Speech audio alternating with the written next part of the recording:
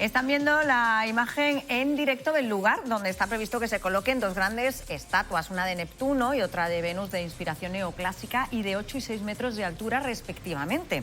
Su colocación está prevista junto, como lo están viendo, a las columnas de entrada del puerto, pero llega rodeada de polémica. Representantes de la sociedad civil malagueña, bajo la Real Academia de Bellas Artes de San Telmo, harán hoy una declaración institucional explicando por qué se oponen a la colocación de este grupo escultórico. El alcalde ya se pronunció a principios de esta semana para contar que ha preguntado a Urbanismo sobre si el ayuntamiento puede o no opinar sobre su idoneidad.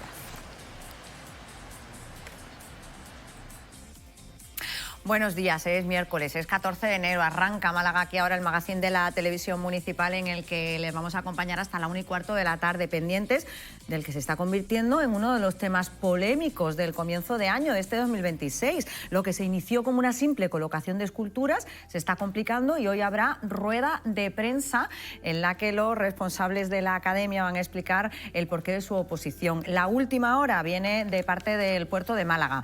Fíjense, han dicho que se ha adoptado la decisión de que la exposición temporal del citado grupo escultórico se limite a un periodo de 6 meses, transcurrido el cual se procederá a su desmontaje y traslado a una ubicación consensuada y con menor impacto. Así que ya saben, es la última hora relacionada con este asunto. En cualquier caso, vamos a estar pendientes. Grupo escultórico previsto en el puerto de Málaga que comparte protagonismo con el aeropuerto. Lo estaban viendo esas imágenes. En 2025 ha batido récord con más de 26,7 millones de pasajeros y cerca de 187.000 operaciones, una cifra de viajeros que supone un aumento de un 7,4% con respecto a 2024. Pues cifras de récord del aeropuerto que comentamos a esta hora con María José Prados y Eva Sánchez Teba, que son nuestras tertulianas de esta mañana. Buenos días a las dos. Hola, buenos días. Bueno, la pregunta del millón, ahora os preguntaré, pero el aeropuerto, ¿os gusta o no os gusta el grupo escultórico previsto en la entrada al puerto? Yo la verdad es que no me hago la idea, ¿eh? No lo sé. Yo creo que lo tengo que ver. Es una buena idea que esté un tiempo y que la gente vea. Bueno, 6 pues, meses, bueno, ya el puerto ha dicho, ha cedido al final a la presión social, ¿no? Y bueno, yo creo que va a venir mucha gente a verlo, porque la polémica hace que, bueno, pues crea atracción y tendremos opiniones para todos los gustos, seguro. ¿A ti qué te parece, María José? Bueno, ¿Te gusta, no te gusta? En un ratito vamos a escuchar a los malagueños, ¿eh? Porque Rocío Carrascal ha hecho una encuesta. No me gusta demasiado, me parece muy prepotente, ¿no? De todas maneras, yo también, bajo mi desconocimiento... Y bueno, habrá que verlo. Mira, fíjate, estas son imágenes que estamos viendo un vídeo que colgó el propio autor en redes sociales y aquí sí se puede ver un poco, el más tamaño, o menos... ¿no? Claro, el tamaño, ¿eh? Que fíjate, él al lado de la escultura. Yo creo que hay que hacer caso a los expertos, a la gente que sabe de este tema y que, hombre, que llevan unos días diciendo, oye... Sí, vamos a pensarlo. Vamos a darle una vuelta. Bueno, 6 meses no está mal, ¿no? Hay una 6 figura meses lo vemos. de este autor, por lo visto, en el puerto de Ceuta. Me parece que es Hércules y parece que allí sí que es como un símbolo de la ciudad, no sé. Aquí, ¿qué puede pasar?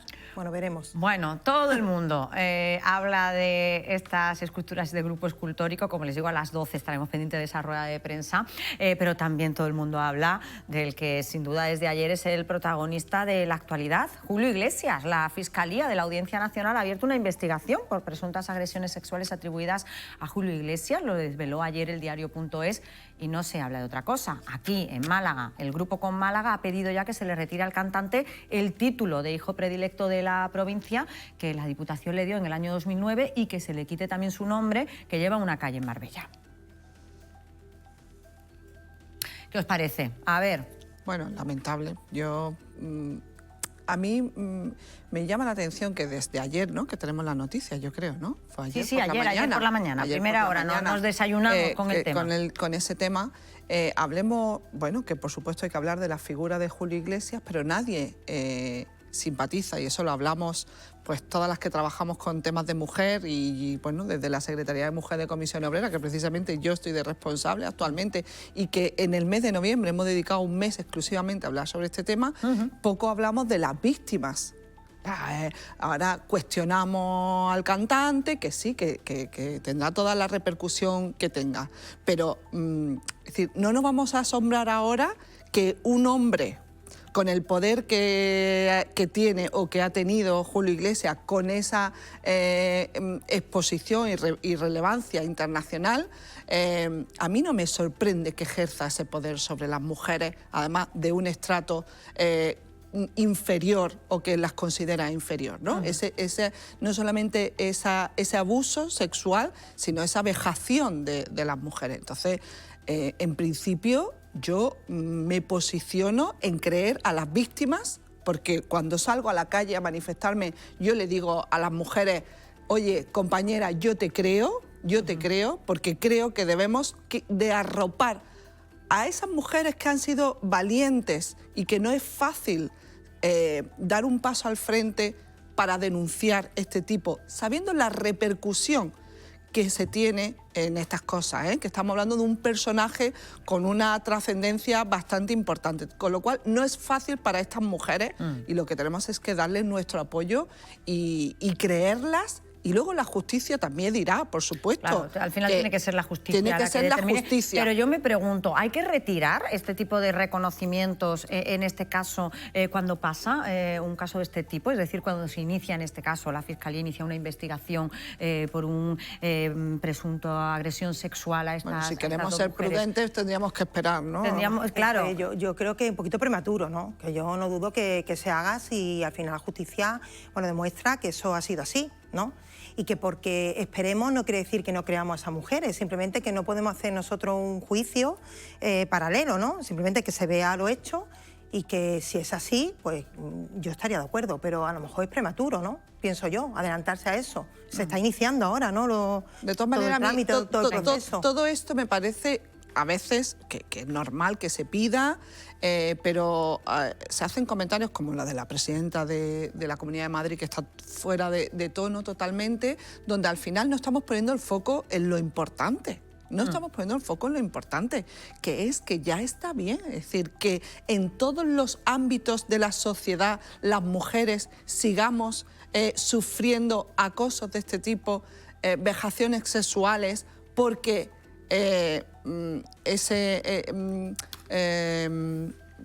ese poder que considera el hombre sobre la mujer, ya está bien, ¿no? Llevamos mucho tiempo hablando sobre este tema. Hablamos de nuestra gente joven, pero es que estamos hablando... mucha gente de la gente joven, porque que hablamos mucho los datos que hay de la encuesta dan miedo.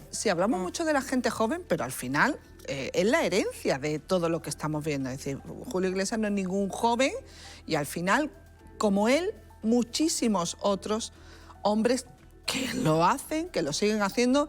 Tenemos el caso en la política, en cualquier organización, porque esto está impregnado en la sociedad, con lo cual las mujeres tenemos que decir que basta ya, que ya está bien. Pero quizás se exige en este caso una contundencia que en casos de la política no ha habido, pienso yo, ¿no? Entonces, no lo sé, yo pienso que se haga, pero que se puede esperar, siempre se puede retirar, ¿no? En un momento dado para ver cómo... Habrá que esperar a ver qué dice la Diputación Provincial, que es la que le dio ese título de hijo predilecto de la provincia, y habrá que esperar a ver qué dice también el Ayuntamiento de Marbella, donde él tiene si se demuestra finalmente, no es ningún hijo predilecto de la ciudad, por lo menos para las mujeres de esta ciudad no nos representa Julio Iglesias. Yo estoy de acuerdo contigo, si se demuestra, sí. Bueno, que les cuento también que hay huelga convocada por el Sindicato Médico de Atención Primaria, que piden un estatuto propio en ese pulso que mantienen con el Ministerio de Sanidad y con su responsable Mónica García, pendientes de las consecuencias que puede tener esta huelga en los centros de salud y los centros de atención primaria. Pues veremos en qué queda. No sé si vosotros tenéis constancia como comisiones obreras, María José, de esta huelga que ha puesto en marcha este sindicato. Esto lleva ya meses encima de la mesa. Comisiones obreras, esto es una huelga que convocan los sindicatos médicos corporativistas. Independiente, fuera del... Comisiones obreras y los sindicatos representativos que están en la mesa de negociación de ese estatuto marco, por supuesto, representan también a los médicos, y no solamente a los médicos o las médicas que están afiliadas al sindicato, sino a toda la comunidad médica. Bueno, como sindicatos corporativistas, pues por lo que he leído, pues ellos siguen reivindicando cosas para un estatuto propio. En este caso, el Ministerio lo que hace es un estatuto para todos y ellos piden bueno, un eso es muy cuestionable también, pero bueno, es su legítima reivindicación de que ellas o ellos convoquen esa huelga. Bueno, pues si van a un centro de salud y ven que puede haber problemas, pues sepan que es por esa huelga que ha convocado el Sindicato Médico de Atención Primaria. Junto a todo esto, nos vamos a ir a los diferentes puntos en directo, porque saben que siempre abordamos esta mañana, también conviven con los puntos en directo que les contamos hoy, que nos llevan a la subdelegación del Gobierno, donde su responsable, el subdelegado del Gobierno en Málaga, Francisco Javier Salas, se ha sentado hoy con los medios de comunicación para abordar diferentes asuntos de actualidad.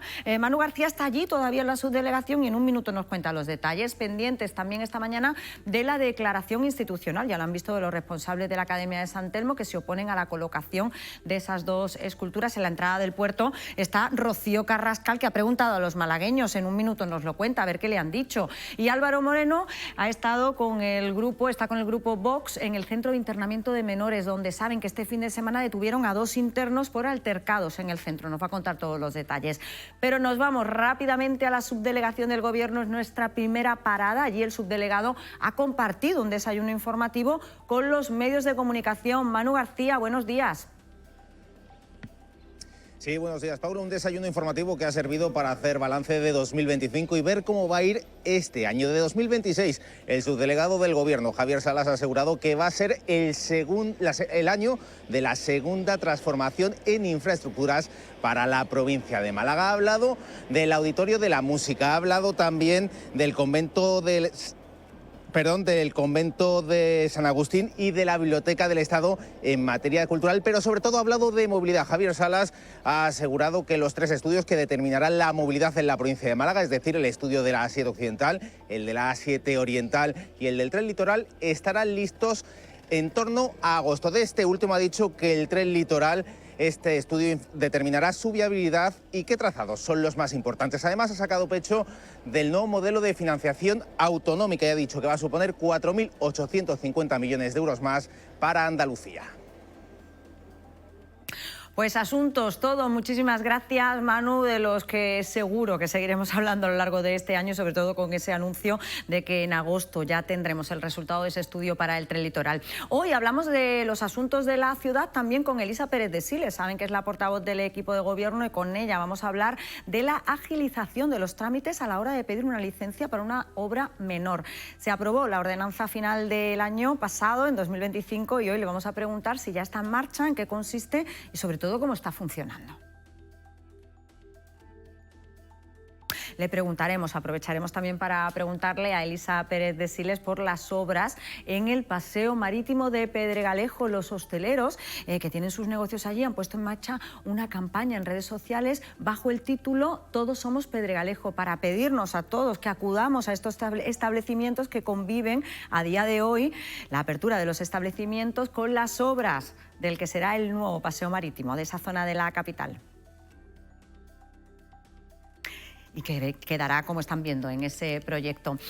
Fíjense, Pedregalejo se ha convertido en un lugar habitual para muchos de los turistas que nos visitan y que cada vez son más. Lo reflejan las cifras del aeropuerto. 26,7 millones de pasajeros pasaron por el aeródromo malagueño en 2025. Es el dato de este miércoles, 14 de enero.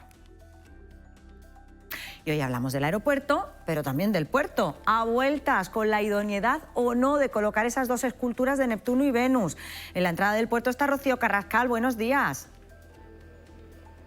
Buenos días, Paula. Buenos días, Málaga. Pues 6 meses es lo que van a estar finalmente esas esculturas de gran tamaño aquí en la entrada del puerto. Así lo ha comunicado la autoridad portuaria después de la polémica surgida durante estos días y ha explicado que después de esos 6 meses se trasladarán a otro lugar donde tal vez su impacto visual no sea tan importante, tan llamativo como el que va a generar aquí en la entrada del puerto. A mis espaldas ya lo ven, ese inicio de las obras para construir las peanas sobre las que se van a sentar esas 2 esculturas de gran tamaño de Neptuno y de Venus. La Academia de Bellas Artes de San Telmo se ha manifestado estos días, bueno, pues en contra del proyecto, por lo que dicen supone para el impacto visual de la ciudad, de la entrada del puerto, y cuestionando también su sentido estético. Dicen que es algo más propio de los cómics de superhéroes, incluso de, bueno, pues de temática Marvel. Hoy van a dar una rueda de prensa para hablar sobre este asunto. El alcalde de Málaga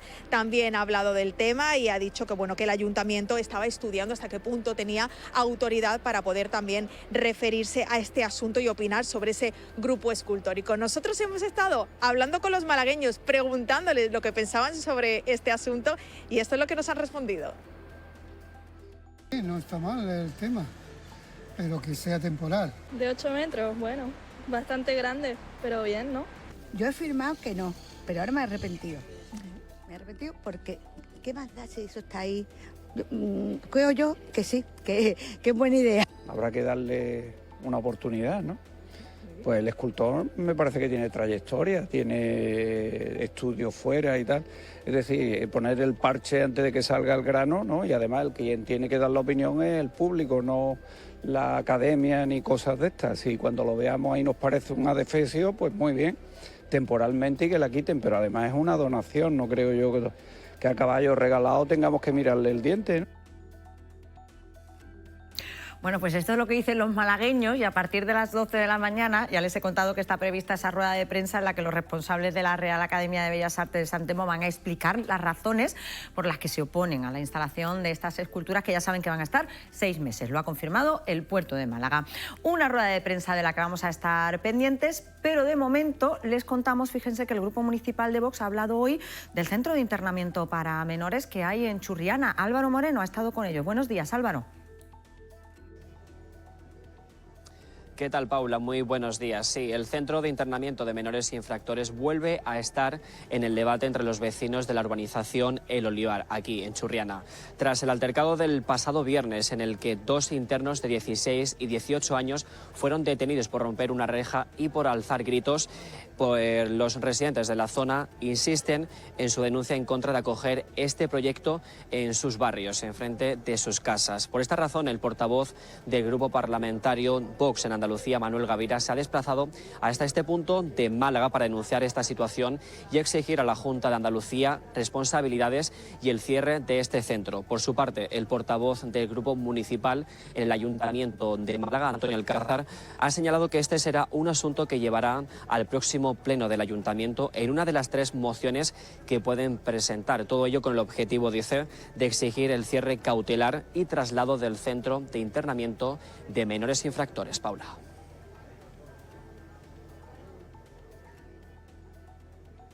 Gracias, Álvaro. Pues pendientes de ese tema y pendientes, ya lo han oído, lo hemos abordado al principio, también de Julio Iglesias, que se cuela en la actualidad local tras conocerse que la Fiscalía le investiga por 2 casos de presunta agresión sexual y además tras pedir con Málaga que le retiren ese título de hijo predilecto de la provincia. La noticia saltó ayer y hoy vamos a hablar concretamente del proceso legal que se abre ante unos hechos que ocurrieron en el año 2021. Lo haremos con el abogado Manuel Rincón. Con él, como Manuel Rincón, también hablaremos del gas pimienta. Se vende en Internet, pero ¿es legal su uso? Lo planteamos con Manuel Rincón y también hablaremos con la Policía Nacional para conocer los peligros que entraña su uso. Y hoy le vamos a contar cómo puede afectar el uso, en este caso, de las balizas al corazón. Saben que son obligatorias desde principio de año, pero los cardiólogos alertan ahora de que, ojo, puede provocar problemas en las personas que tengan marcapasos y desfibriladores. Y el viernes, temas más amables, es el día de la croqueta. Hoy vamos a estar en una empresa malagueña que las hace a diario, hablaremos con ellas, pero también tendremos la oportunidad de hablar con la Academia Gastronómica de la ciudad, que el sábado celebró su gala.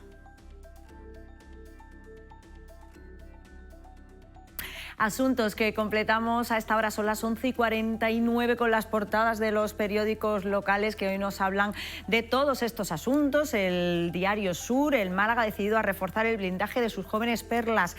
Imagen para los jugadores del Málaga Club de Fútbol y titular también para ellos. Málaga hoy, la unidad de salud mental del Hospital Clínico de Málaga es la segunda peor dotada de Andalucía. Tema sanitario, en este caso para Málaga, hoy que completamos a esta hora con la opinión de Málaga. Así es el proyecto de Sierra Blanca Estate para la regeneración del bulto en Málaga. Imagen y titular de la opinión de Málaga y en este caso El Español de Málaga, planes de pago y amenaza de embargo. Así ha reducido Málaga más de 20 puntos la morosidad en las VPO. Es el asunto también de portada. Y de los que hablan a esta hora en los periódicos.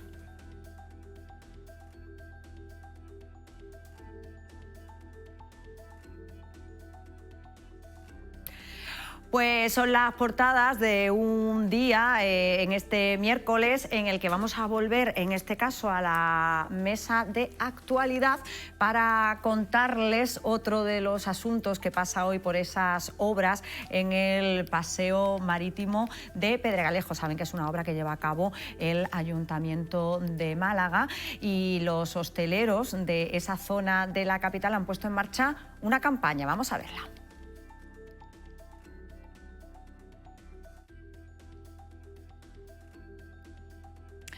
Bueno, una campaña que se llama Todos somos Pedregalejos, es el lema de una campaña, se la cuento yo, es muy bonita, hablan todos los hosteleros, pues un poco nos llaman a que sigamos yendo a todos esos chiringuitos, a todos esos establecimientos, porque claro, ya se pueden imaginar, han empezado las obras, es verdad que se está haciendo por zonas, se están cortando cada una de las zonas y lo que nos pide es que sigamos yendo porque muchos de ellos siguen abiertos, a los que no les está afectando directamente. Para que nos lo cuenten ellos, hemos invitado esta mañana a Juan Zafra, que es el propietario del restaurante Periplo de Pedregalejo.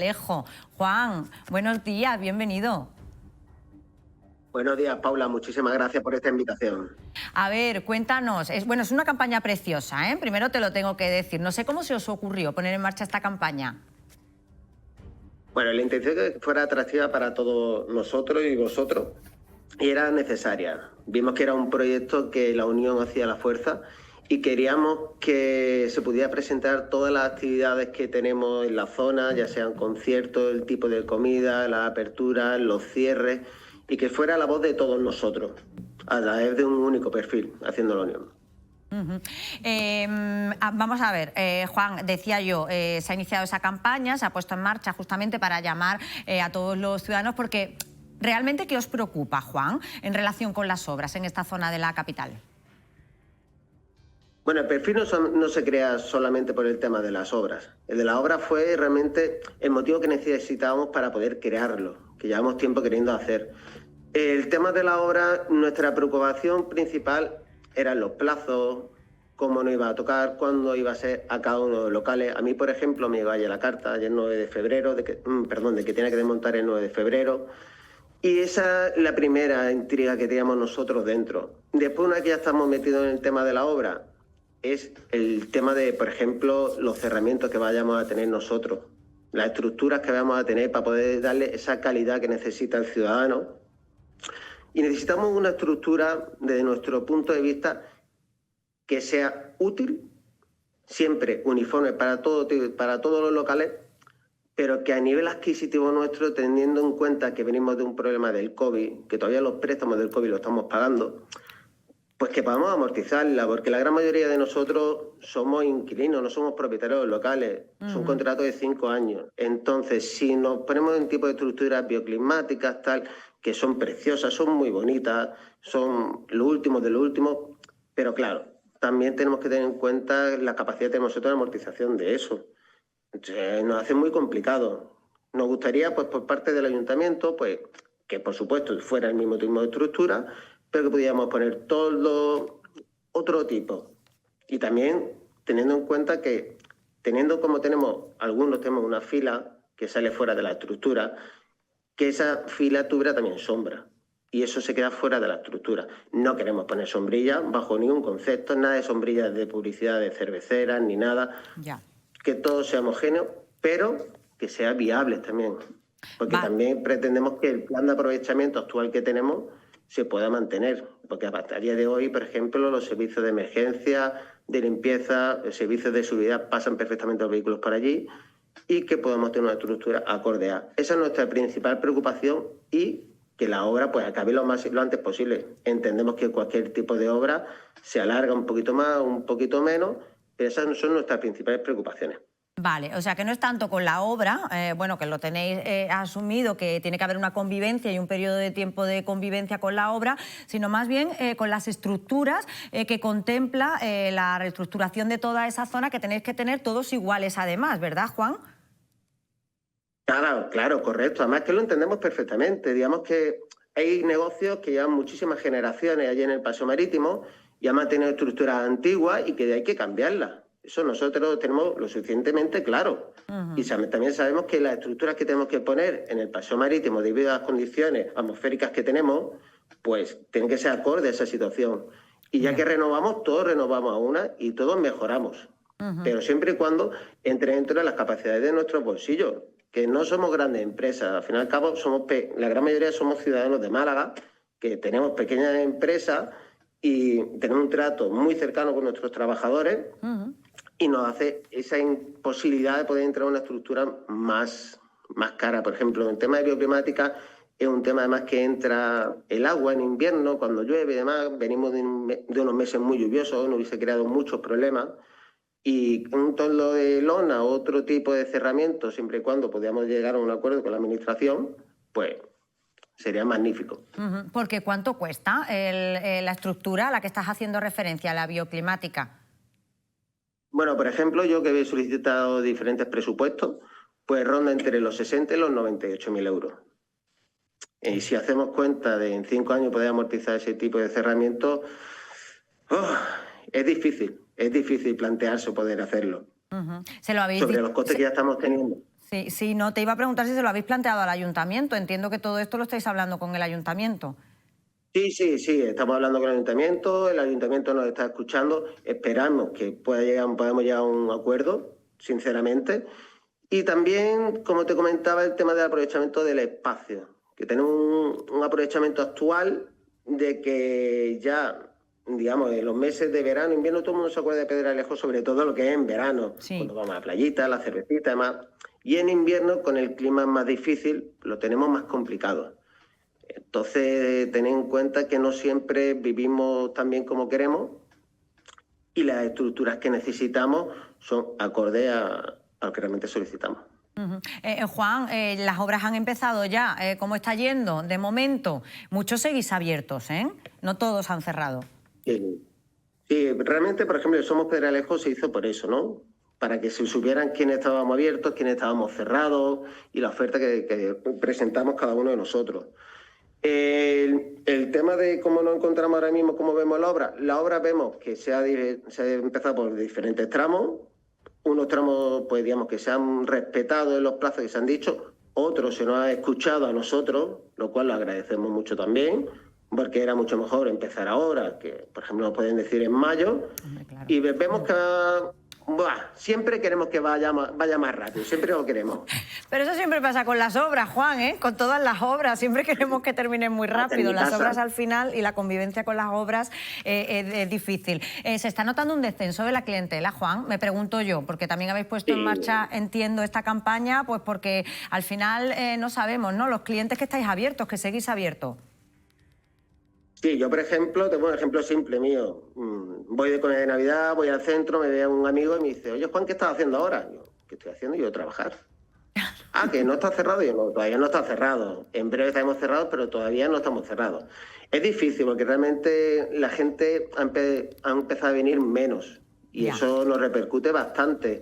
También por el clima y también por la obra. Es como un acúmulo de situaciones que todas vienen juntas y hay que aceptarlo. Por eso simplemente es querer salir lo antes posible y poder empezar a trabajar normal, de cara al verano. Bueno, pues muchísimas gracias por habernos acompañado esta mañana, Juan. Gracias. Gracias a vosotros, Paula. Bueno, pues fíjate que le preguntaba yo lo que pedían también al Ayuntamiento de Málaga, sabiendo yo que está con nosotros Elisa Pérez de Siles, se lo he dicho además, que es la portavoz del equipo de gobierno, a la que le vamos a preguntar por este asunto. Elisa, bienvenida. Buenos días. Elisa, todo lo que han dicho parece lógico. Los comerciantes y los hosteleros de la zona de Pedregalejo, claro, de momento han empezado las obras y ellos pues están viendo un poco cómo conciliarlo todo. Bueno, sus preocupaciones son lógicas, ¿no? Es una obra que, bueno, es una inversión importante, son casi algo más de 5,7 millones de euros, con lo cual una inversión importante y sobre todo un tiempo también importante porque son 10 meses de ejecución de esa obra, con lo cual yo entiendo sus reivindicaciones desde el minuto uno. Hemos intentado, como bien decía el representante de los comerciantes en esta mañana, hemos intentado mantener diálogo, no solamente con los hosteleros, sino también, sobre todo, a través de la representación con la patronal, con MAOS, que es la organización que representa fundamentalmente al sector de la hostelería en nuestra ciudad. Desde el minuto uno hemos intentado, bueno, pues no solamente consensuar algunos aspectos que pueden ser posiblemente conciliables dentro de una obra, que tiene que ver, como decía antes, ¿no? Con este tajo lo empezamos antes, lo empezamos un poquito después para intentar molestar lo menos posible. Hay muchas intervenciones que no se ven, por eso que muchas veces nos vemos avanzar la obra, porque no tienen que ver con infraestructuras que son visibles, sino que tienen que ver... Pero se está trabajando. Efectivamente, tienen que ver con el subsuelo. Estamos renovando pues, infraestructuras de saneamiento, pluviales, una red de bombeo nueva. En definitiva, bueno, pues son muchas cosas que en apariencia no se ven, pero sí que van a suponer después una mejora sin duda de toda la infraestructura. Pero efectivamente conocemos perfectamente las reivindicaciones que a veces no son conciliables, decimos, no solamente con el desarrollo de la obra, sino también con las expectativas que todos tenemos de ese espacio, ¿no? Y digo que aquí es difícil conciliar, por ejemplo, las inquietudes que tienen también los vecinos. Hablamos de una intervención que es integral, de un paseo marítimo, y que es un paseo que disfrutamos no solamente de forma privativa, todos los hosteleros que, bueno, pues explotan privativamente estos espacios, todos los usuarios de todos estos negocios, porque yo creo que todos los malagueños pasamos por allí. Es raro el fin de semana que no paseamos, que no visitamos alguno de estos comercios, pero como digo, también es un espacio muy visitado por muchísimos malagueños, ¿no? Muchos vecinos del distrito este y también del resto de Málaga. Y esos vecinos que quieren disfrutar de ese espacio peatonal, pues también tienen una serie de expectativas que son recuperar aprovechamiento, no de forma privativa, sino de forma pública. Entonces, bueno, pues son muchas veces muchos intereses que confluyen, que a veces son contradictorios, son contrapuestos, y al ayuntamiento pues le toca administrar el interés general, intentando al final buscar un equilibrio e intentando contentar lo máximo posible las expectativas de todos, de alguna forma los implicados, los agentes implicados en este proyecto, ¿no? Con lo cual, con respecto a los comerciantes, efectivamente, y aunque inicialmente los vecinos reivindicaban un espacio que fuera libre de toda infraestructura, de cobertura de esos aprovechamientos privativos, es cierto, y así hemos escuchado las reivindicaciones de los comerciantes, de los hosteleros, y es cierto que es una zona que está en primera línea de playa y sufre, pues lógicamente, las inclemencias del tiempo, del agua muchas veces, del viento, de la lluvia, con lo cual, efectivamente, tenemos que atender una infraestructura que, aunque sean fácilmente movibles, que tengan bajo impacto, que no supongan una gran desmoldura, una gran infraestructura, que sean fácilmente permeables, que esa es la inquietud de los vecinos, pues sirvan para, bueno, pues para que esos comerciantes puedan desarrollar sus negocios y puedan explotar pues, esas terrazas, ¿no?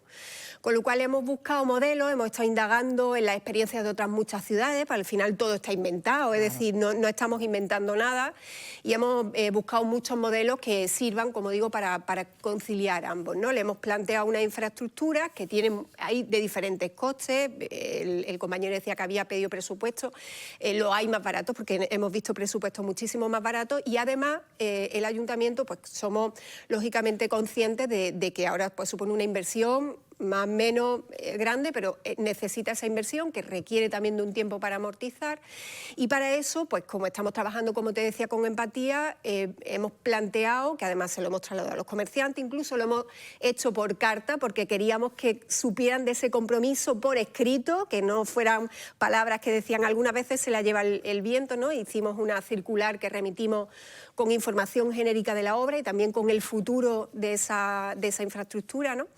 Pues le decíamos, el ayuntamiento está dispuesto a ayudar a esas inversiones con cargo al canon, con cargo a esa tasa que nos tienen que abonar al ayuntamiento con cargo a ese aprovechamiento privativo. Es decir, lo que pagan al ayuntamiento por la explotación de esas mesas, de esas sillas, pues reinvertir, digamos, de alguna forma amortizar con cargo a esa tasa, no pagarlo durante los 3 próximos años. Es decir, estamos hablando de una amortización de en torno al 50% de la inversión que tienen que hacer esos hosteleros, con lo cual ya estaríamos desde el ayuntamiento haciendo un esfuerzo importante para ayudar a esta futura inversión. Y bueno, pues como decía el compañero, ¿no? Nos están trasladando muchas propuestas que a su vez tenemos que negociar, que tenemos que dialogar con los vecinos, porque muchas veces lo que sirve para uno no sirve para el otro, ¿no? Y bueno, pues esa es un poco la inquietud. Ahora mismo el desarrollo de la obra, lo que más nos preocupa, efectivamente en el día de ayer se remitieron las cartas para los tajos que empiezan aproximadamente entre el día 2 y el día 5 de febrero. Son unas obras que empezaban en los, digamos, en los laterales y confluyen hacia la zona céntrica, la Plaza del Ancla. Y bueno, pues estamos intentando cumplir cada uno de esos tajos que vayan en plazo. En este momento, bueno, pues todos los retrasos que se están produciendo son precisamente por solicitud del ayuntamiento a la empresa adjudicataria de esa obra para intentar pues que aprovecharan estos días de Navidad que siempre, bueno, pues tenían mayor afluencia de público. Y bueno, pues también nos queremos sumar de alguna forma desde el ayuntamiento a esa campaña que han puesto en marcha y que nosotros nos ha gustado, la hemos visto por redes sociales, pero nos ha gustado mucho porque al final significa poner cara, poner rostro, ¿no? a muchos de esos comercios, de los establecimientos a los que vamos de forma habitual, muchas veces no sabemos, no conocemos. Le ponen cara y lo que nos dicen es que siguen abiertos por obras, que están abiertos, que nos siguen ofreciendo todos esos productos y de esa forma tan especial también que tienen en Pedregalejo de venderlos. Y bueno, pues al final es un llamamiento a toda la ciudadanía. El ayuntamiento se va a sumar a esa campaña. Con una campaña propia que vamos a presentar en muy poquitos días, la vamos a presentar con el delegado del distrito, que pues está muy presente, muy preocupado por esta obra y también muy preocupado por el futuro desarrollo de los distintos aprovechamientos y sobre todo también de sus vecinos, ¿no? del distrito este. Bueno, pues estaremos pendientes de la presentación de esa campaña y agradecemos a la portavoz del equipo de gobierno que haya contestado a los comerciantes y a los hosteleros de Pedregalejo, porque ya venía a hablar de otros asuntos, pero bueno, nosotros lo habíamos planteado, veníamos a hablar de la MT. Oye, datos récord de pasajeros. ¿Cómo se consigue un transporte público de tanta calidad? Datos muy positivos. Bueno, pues se consigue con un esfuerzo importante también de inversión. Antes estábamos hablando de inversión. Bueno, pues en estos últimos años hemos hecho inversiones importantísimas para seguir avanzando en la electrificación, por ejemplo, de la flota, que contemos con una flota moderna, confortable. Pues tenemos en este momento 93 autobuses absolutamente sostenibles, nuevos, como digo, cómodos para todos esos usuarios y bueno, pues con un plan de infraestructura, un plan de inversiones que también, no solamente para este año, suponen algo más de 21,5 millones, sino también de cara al 29, presentábamos un plan cuatrianual, anual, que era hasta el año 29 y que supone aproximadamente una inversión de algo más de 95 millones de euros más para seguir mejorando esa flota, para seguir mejorando también la infraestructura de las cocheras, por ejemplo, de los Prados, en definitiva, seguir ofreciendo mejor servicio público. Y estamos muy contentos porque al final estos datos, este dato récord de 53 millones de usuarios, no solamente dice pues que efectivamente los vecinos de Málaga apuestan por el transporte público municipal, apuestan también por otros transporte público en Málaga, cada vez vemos mejores cifras también del metro, del transporte metropolitano también en el centro de la ciudad.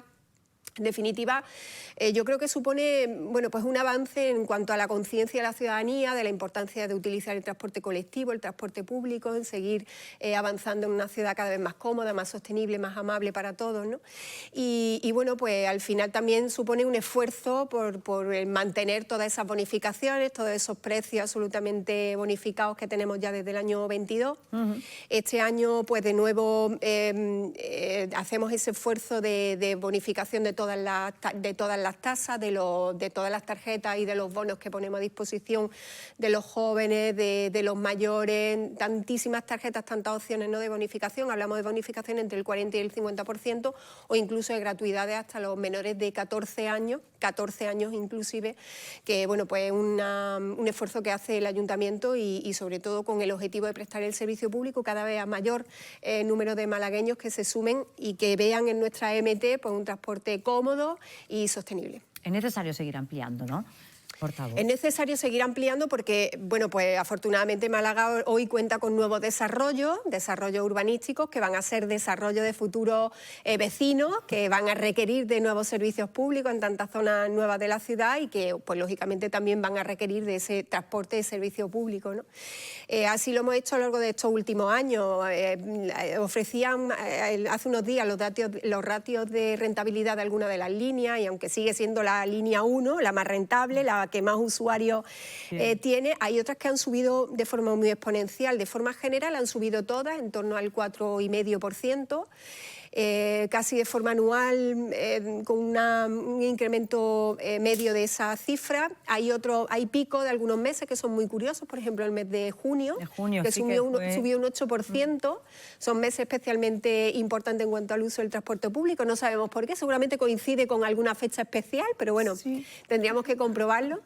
Pero como te decía, han subido, por ejemplo, mucho la línea 2, la línea 20, que son líneas que se incorporaron en Ciudad Jardín, mejoras que se hicieron en Ciudad Jardín y que era para ofrecer también el servicio a nuevos vecinos.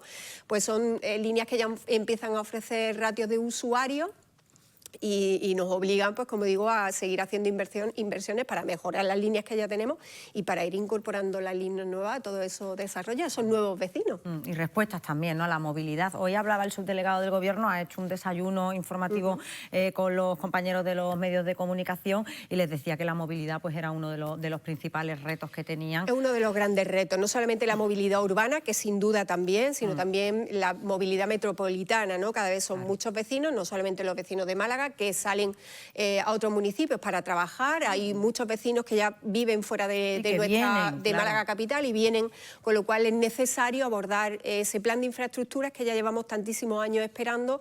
Llevamos muchos años en blanco sin infraestructura, pues muchas de ellas muy pendientes y muy necesarias, como pueden ser la A7, como pueden ser las bonificaciones de la AP7, que ya llevamos más de año y medio esperando esas bonificaciones. El tren litoral, portavoz. El tren litoral. Dice que va a estar en agosto. El tercer carril que socorrería tanto a los vecinos de la zona del Rincón de la Victoria, de Vélez Málaga, tantísimos vecinos que necesitan ese tercer carril y que necesitarían ese tercer carril todos los días, ¿no? Muchas infraestructuras pendientes y, por supuesto, también ir solventando pues todas esas incorporaciones, esos desarrollos urbanísticos nuevos en la ciudad. Son proyectos que estamos abordando, pero sin duda pues eso tiene que ir incorporado con un buen servicio público, esa ampliación tan necesaria también de la línea de metro hacia el Hospital Civil, un hospital que ya empieza a dar sus primeros pasos y que después pues, va a necesitar de ese transporte público y, en definitiva, pues tantísimas zonas de Málaga que necesitan de ese refuerzo de la MT y, por tanto, de ese esfuerzo que está haciendo el Ayuntamiento y que vamos a seguir haciendo, nuestro compromiso con el transporte público. Bueno, a ver si por parte del Gobierno Central también vemos este año 2026 un compromiso real. Llevamos 7 años en blanco, 7 años sin absolutamente ninguna inversión, con lo cual, bueno, pues vamos a esperar. Vamos a darle un voto de confianza. Vamos a esperar a ver qué ocurre este año, ¿no? 2026. Yo quería hablar también de agilizar los trámites en urbanismo. A final de año se aprobaba una ordenanza justamente en este sentido. ¿Está ya puesta en marcha? ¿Es más rápido pedir, por ejemplo, una licencia de obra menor? Bueno, pues está en marcha desde ayer. Ayer fue cuando empezó a funcionar. Se publicó hace unos días en el Boletín Oficial de la provincia y ayer empezó a funcionar. Hablamos de la posibilidad de tramitar y de obtener licencias de obra menor. Son las obras que necesitamos todos para realizar labores de reforma, de conservación, de mantenimiento, de edificaciones, de vivienda, de pues infraestructuras que tenemos comunitarias, zonas deportivas, en definitiva, pues todas esas necesidades que antes iban todas necesariamente por la tramitación de una licencia de obra menor. Esta modificación de la ordenanza lo que hace es simplificar, no solamente simplificar la documentación para la solicitud de esa licencia, sino sobre todo simplificar el número de casos que requieren de esa licencia. Es decir, lo que se aclara es mucho, de una forma muy fácil, muy simple, cuáles son los casos en los que sí necesitamos como vecinos solicitar esa licencia de obra y cuáles simplemente requieren la tramitación de una declaración responsable, una mera declaración responsable, o incluso no necesitan de la tramitación de ningún tipo de licencia, simplemente una comunicación al ayuntamiento. Esta licencia, como digo, lo que hace también es concretar muy mucho para los casos en los que necesitan licencia, para todos esos casos que están explícitos en la nueva ordenanza, que necesitan licencia de obra, pues cuál es esa documentación sectorial que hay que aportar, porque muchas veces nos encontramos en una vorágine burocrática donde decimos, bueno, mucha documentación, no sabemos si el informe sectorial de bomberos, el de, en fin, tantísima documentación sectorial que en esta nueva ordenanza concreta con cargo a cada uno de los supuestos en los que necesita sacar esa licencia de obra. Hay muchas opciones también que esta nueva ordenanza incorpora para dar mayor agilidad, que es, por ejemplo, la posibilidad de que el interesado pueda arrancar su obra sin la necesidad de contar con el documento físico de la licencia de obra. Es decir, con una autorización provisional que antes no te posibilitaba a que tú pudieras iniciar la obra y que tenías que esperar al documento, que muchas veces tardaba más de lo que nos gustaría, ¿no? Pues ahora esa autorización inicial ya te permite bueno, pues poner en marcha esa obra. En definitiva, lo que hablamos es de pues, seguir agilizando trámites burocráticos en materia urbanística, seguir ayudando pues, a todo eso que tiene que ver con la licencia, no solamente con la licencia de vivienda nueva, también con la licencia de hablo de licencia de conservación, de mantenimiento, de edificaciones, de viviendas particulares y bueno, pues es una ordenanza que lógicamente ya en los tiempos que corren pues se tiene que servir de las redes sociales, se tiene que servir de las nuevas tecnologías, digo fundamentalmente que bueno, pues que supone incorporar también la inteligencia artificial para tramitar, para que esos trámites sean muy rápidos. Se incorporan documentación y la verifica de forma directa. Portavoz, bueno, pues una licencia de obra menor. No sé cuánto estaba tardando en este momento, decía la concejala que el objetivo o la aspiración de Málaga era tardar menos que Madrid. Y Madrid en este momento las licencias de obra menor están tardando en torno a un mes. Por eso se incorpora, por ejemplo, también algo muy importante, que es la posibilidad de colaboración público-privada. Es decir, que incorpora esta ordenanza la posibilidad de que se realicen certificaciones por parte de los colegios profesionales y por parte también de la entidad urbanística certificadora. Es decir, hay algunos trámites que lo puede hacer el privado de forma voluntaria, es decir, cabe la posibilidad de hacerlo de forma ordinaria, como se estaba haciendo hasta ahora, o de forma, de alguna forma extraordinaria a través de esa colaboración público-privada y con lo cual, bueno, pues ganamos también en agilidad y sobre todo en eficacia de esta nueva ordenanza. Esperamos que en pocos meses digamos que somos mejores que Madrid, ¿no? Bueno, pues vamos a esperar esos meses para ver cómo funciona la videovigilancia. Portavoz, que también sigue extendiéndose por diferentes puntos de la ciudad. Bueno, en este caso ya el área de seguridad está trabajando en esa ampliación de la red de videovigilancia, que es una red que está dando muy buenos resultados, no solamente en cuanto a la prevención de conductas delictivas, sino sobre todo también en la identificación de esos autores de determinadas conductas delictivas que se están dando en estos meses en la vía pública, ¿no? Es una red que hoy cuenta con aproximadamente 89, creo recordar, cámaras ya instaladas, fundamentalmente en el centro histórico de la ciudad. Hablamos también de otras zonas especiales de la ciudad, algunas barriadas especiales de la ciudad. El fundamento último que es de alguna forma justifica la solicitud de esta infraestructura, que además así lo exige la ley, es que haya ratios de delincuencia, ¿no? Que así lo justifique no solamente por parte de la policía local, sino también por parte de la Policía Nacional. Es decir, que son infraestructuras muy garantistas. No la mera inquietud del ayuntamiento, claro. Exactamente, no justifica el que se instale. En este momento estamos ultimando ya la instalación de la zona de la Trinidad, muchas plazas y algunas calles interesantes del barrio de la Trinidad. Estamos también terminando un contrato que supone la instalación de, creo que eran otras 30 cámaras de videovigilancia en espacios monumentales, en plazas monumentales, en algunos elementos ornamentales de la ciudad que son importantes y que hay que proteger de forma especial. Para evitar además actos vandálicos. Exactamente. Estamos también terminando, por ejemplo, el Parque de San Rafael. Es cierto que ya estaba protegido con esas cámaras, lo que es el monumento a la memoria histórica, pero el resto del parque no estaba incluido dentro de esta red y se está ultimando la ejecución también de este contrato. Y bueno, pues el objetivo es incorporar en el futuro, ya se ha hecho la solicitud por parte del Ayuntamiento, estamos esperando que se pronuncie su delegación de gobierno, que debe de pronunciarse con carácter inicial, y luego el Comité de Garantías de Andalucía, la vigilancia también de los espacios en los entornos de tanto de Muelle Heredia como de la estación de autobuses. Son espacios pues, que también entendemos que son de mucha afluencia de público, mucho tránsito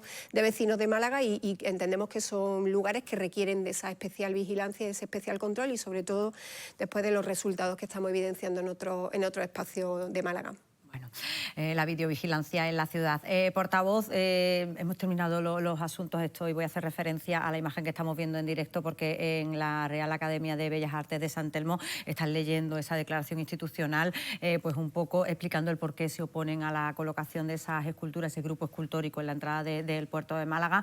No sé si me va a querer contestar, yo le voy a preguntar qué le parece, porque ya que la tengo aquí... Yo si te contesto a nivel personal te contestaría una cosa y como ayuntamiento te puedo contestar otra, ¿no? Como ayuntamiento te digo que el ayuntamiento no se ha manifestado porque no teníamos que hacerlo y porque lógicamente no se nos ha preguntado. No es suelo público municipal, es suelo de autoridad portuaria, por tanto autoridad portuaria no ha planteado esa pregunta al ayuntamiento. De hecho, el alcalde decía en el día de ayer que iba a haber la posibilidad de alguna forma de trasladar la opinión del ayuntamiento.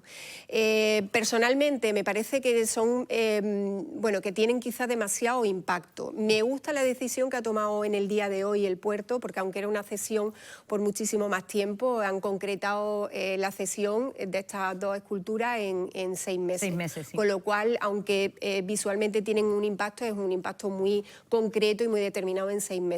Por tanto, bueno, pues quizás todo ese debate que se ha suscitado pues ya no tiene tanto sentido cuando hablamos de algo muy, muy temporal, ¿no? Pero como te digo, eso es una opinión personal y como ayuntamiento no hemos opinado. Por Estos tanto, temas siempre nos dan para mucho y a los medios de comunicación bueno, es que al final la estética, el gusto, cada uno tiene el suyo, ¿no? Con lo cual, bueno, pues son debates demasiado abiertos, demasiado amplios, porque cada uno podemos opinar. Colores, Exacto. portavoz, muchísimas gracias por habernos acompañado esta mañana. Muchas gracias. Bueno, nosotros vamos a hablar de todos estos asuntos en la mesa de actualidad, asuntos de ciudad que hoy hemos abordado con la portavoz del equipo de gobierno y que nos han llevado otra vez a lo mismo. Empezábamos hablando del grupo escultórico en el puerto de Málaga y terminábamos hablando también de ese grupo escultórico en el puerto de Málaga. Más allá de esto, de los temas de ciudad, bueno, hay ¿cuál destacaríais? Una cosita que bueno, se ha hablado mucho sobre la EMT y bueno, la portavoz ha puesto aquí encima de la mesa unas cifras de inversión, pero hay que recordar que hace nada los sindicatos de la EMT, incluidos Comisión Obrera, habían convocado huelga. La situación de la EMT y de las inversiones dejan mucho que desear. Y lo digo porque justo esta mañana precisamente he consultado este tema y he hablado. Es decir, hay veces que los trabajadores llegan y no hay autobuses disponibles porque están en taller, porque falta personal en taller, que parece ser que ha comentado algo de las inversiones de los talleres ahí. Es fundamental, están muy bien los datos, está que aumente a estas cifras los pasajeros, pero esto se tiene que ver repercutido también, claro, en mejora en personal, contratación de personal y sobre todo también lo que nos trasladan es de dotaciones de infraestructura y de vehículos. Es decir, ha hablado de 93 autobuses nuevos. Pero ¿cuántos autobuses se tienen que mover en la ciudad para que estén, ¿no? Los 7 días de la semana, los 365 días al año, ¿no? Con lo que supone de vehículos que se averían, que tienen que tal. Entonces, sí hay que trasladar que las inversiones que realmente necesita la EMT están todavía por llegar. Yo en el tema de la MT puedo hablar como usuaria, ¿no? Porque es verdad que yo utilizo mucho el transporte público, porque además yo creo que es algo que le pasa como al ferrocarril, que vertebra, ¿no? En este caso vertebra la ciudad. Y si la gente tiene un transporte público que es eficaz y tiene una cadencia adecuada, la gente utiliza el transporte público, porque cada vez peor. Bueno, ya el centro es que no meto el coche nunca, porque es horroroso, no puedo aparcar en ningún sitio y prefiero ir en transporte público. Y yo como usuaria, la verdad es que veo que está haciendo una apuesta muy importante por el vehículo eléctrico, ¿no? Por los autobuses eléctricos.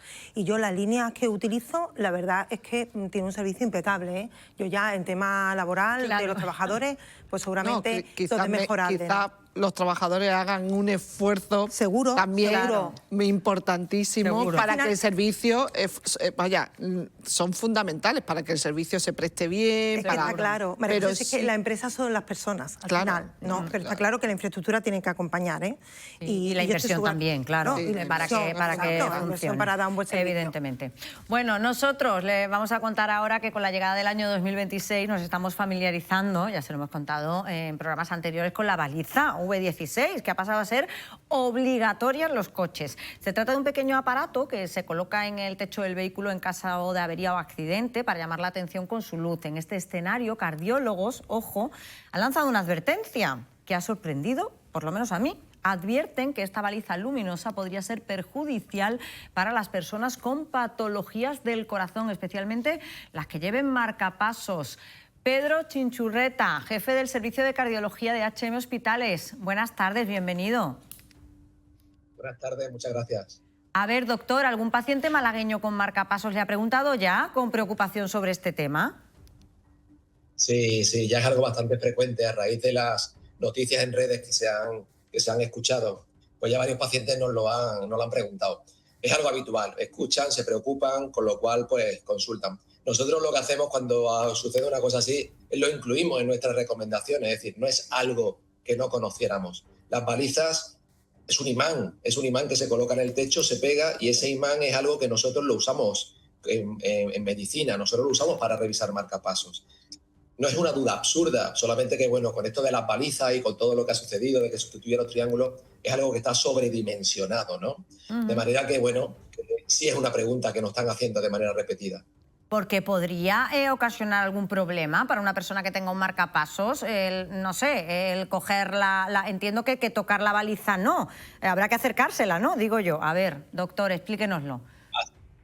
Eso es, mira, te explico. Nosotros cuando revisamos un marcapasos usamos un imán, es decir, el marcapasos es un dispositivo, el marcapasos es un desfibrilador o un desfibrilador. El desfibrilador es un dispositivo que lo que hace es intentar quitar arritmias a los pacientes, ¿no? Y el marcapasos lo que hace es estimular, un poco pongo en situación, ¿no?